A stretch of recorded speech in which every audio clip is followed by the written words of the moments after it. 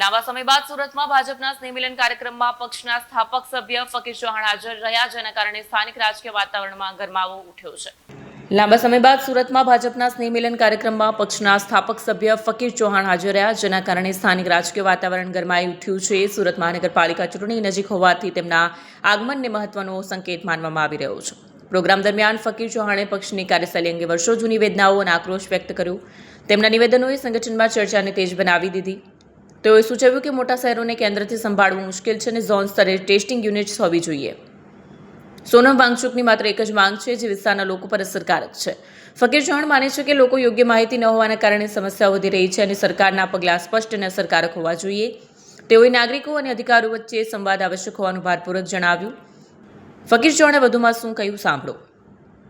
આગમન અને નિવેદનો સુરત અને રાજકીય ચર્ચામાં મહત્વપૂર્ણ ઉલ્લેખન તરીકે જોવામાં આવી રહ્યા છે. Bureau report, Satya TV news, Surat.